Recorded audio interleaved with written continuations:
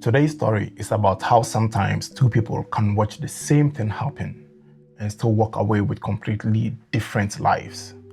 The same father, the same house, the same pain, but two completely different endings. How does that happen? There was once a man who had almost everything a man could hope for. He had a beautiful wife, two young sons, a good business, a respected name, and enough money to give his family a comfortable life. From the outside, people thought he was blessed. They saw the cars, the house, the confidence with which he walked into rooms, and they saw a man who had made something of himself. But what they did not see was what was slowly happening behind closed doors. The man had a problem. At first, it was only drinking after work. One glass to relax, then two, then a bottle. Then it became something he could not control. Before long, the drinking opened the doors to drugs. And little by little, the man who had once built a life with discipline and ambition began to lose himself. He stopped paying attention to his businesses. He missed important meetings. He ignored phone calls. He made promises he could not remember making, and he spent money carelessly. Slowly, the business that had once carried the family began to collapse under the weight of his addiction. But that was not the only thing he was losing. He was losing his family too. His wife tried, she begged, cried, and pleaded with him to get help.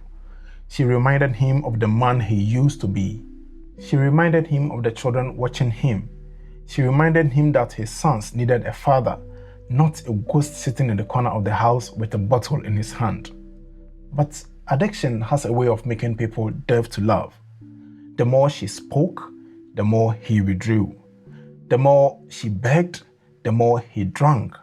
The more she tried to save him, the more he seemed determined to destroy himself. And one day, after many years of disappointment, fear, and exhaustion, the wife packed her bags and left.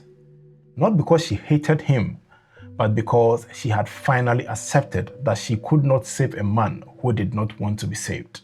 So she left the house, she left the marriage, and painfully, she left behind two young boys who would now grow up watching their father fall apart completely. And here's what nobody talks about. When a home breaks, children do not always understand what is happening, but they feel it. They feel the silence, the absence, and the tension in rooms where love used to live. And these two boys felt everything. After their mother left, things became worse. The man no longer had anyone challenging him, no one begging him to stop, no one hiding the bottles, and no one trying to bring him back to himself. So he sank deeper. His sons watched him change from a strong man into a shadow. They watched him sell things from the house. They watched old friends stop visiting. They watched the laughter disappear from the home. And they watched their father become the kind of man people whispered about. The youngest son was quiet. He did not say much. He simply watched. The eldest son watched too, but he carried something heavier in him. Anger, shame, and confusion. The kind of pain a child does not know how to explain. As the boys grew older, they eventually left the house. One by one, they walked out of the same door their mother had walked out many years before. And the man who once had everything was left alone. No wife, no sons, no business, no name worth speaking about. Just a man and his bottle and the silence of a house that used to hold a family. He died the way people die when they spend a lifetime running from themselves. Quietly, alone, and in a house that no longer felt like a home. No celebration, no crowd, no great legacy, just the soft, unremarkable ending of a man who once had everything and chose slowly, day by day, to throw it all away. And this is where the story gets interesting. The younger son went out into the world and built a life for himself. He worked hard and took his responsibilities seriously. He built a career, a home, and married a good woman. And eventually, he had children of his own. To the people around him, he became the picture of stability. He was present in his home. He listened, provided, protected, and showed up. His children grew up in a house where they did not have to fear what version of their father would come home at night. His wife did not have to beg him to choose the family. And when people looked at him, they saw a successful man. But his older brother's life took another direction. The eldest son started drinking. At first, he told himself it was nothing serious, just something to calm his nerves, just something to help him forget. But over time, the drinking became heavier. Then came the drugs. His relationships began to break down. His opportunities disappeared. People tried to help him, but he put them away. He lost his jobs, his friends, and his trust. And eventually, when he had nowhere else to go, he moved back into his father's old abandoned house in the countryside. The same house where the whole story had begun. And in that lonely house, he lived almost exactly as his father lived. Isolated, addicted, angry, and alone. One evening, the boy's grandfather, now an old man, invited both brothers to dinner. He had watched the family from a distance for many years. He had seen the destruction of his son. He had seen the rise of the youngest grandson, and he had also seen the painful fall of the eldest. That night, the two brothers sat at the same table. One arrived well-dressed, calm, and composed. The other arrived looking tired, broken, and older than his age. The grandfather did not judge them. He did not shout at them. He did not give them a lecture. He simply served them food, sat quietly for a while, and looked at both of them. "My sons," he said, "I watched both of you grow up in the same house. You both saw the same parents. You both experienced the same pain. But today, your lives are completely different." He turned to the youngest son and asked, "Why did you choose this life? Why did you become responsible, disciplined, and devoted to your family?" The youngest son looked down for a moment. Then he raised his head and said, "Grandfather, I looked at my father." The man nodded slowly. Then he turned to the eldest son. "And you?" he asked gently. "Why did you follow the road of drinking, drugs, and isolation?"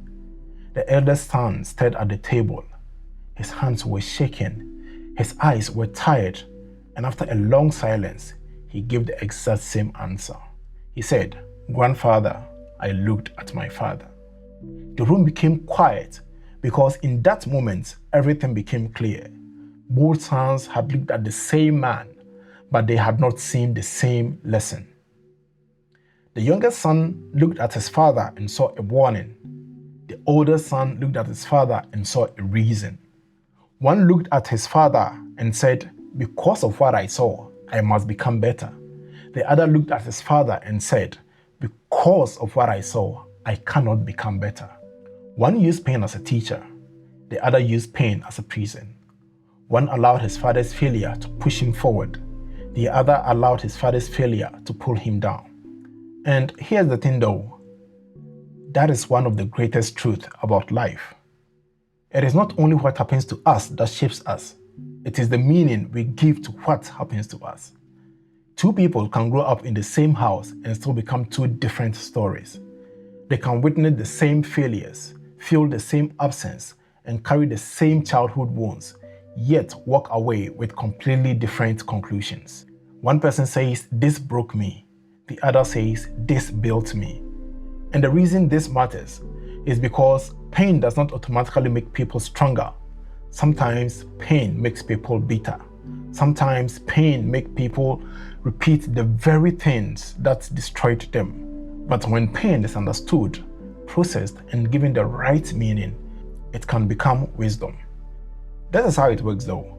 When you go through pain, your mind tries to explain it. And once you give that pain a meaning, your life often begins to move in that direction. If you decide your pain means you are doomed, you may live like someone who has no way out. But if you decide your pain means you must become wiser, more intentional, and more careful with your life, then the same pain that could have destroyed you can become the thing that awakens you. The younger son did not have a perfect childhood. He did not have a better father. He did not grow up in a different house. He simply chose a different interpretation. He looked at his father and saw what not to become. The elder son looked at the same father and saw why he could not become anything better. And that is where many lives are decided. Not in the pain itself, but in the lessons we choose to take from the pain. So maybe the question is not what happened to you. Maybe the deeper question is, what did you decide it meant? Because one day, your story will become someone else's lessons too. Your children may look at you. Your friends may look at you.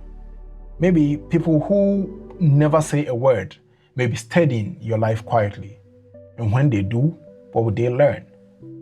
Would they learn what to become, or would they learn what to avoid?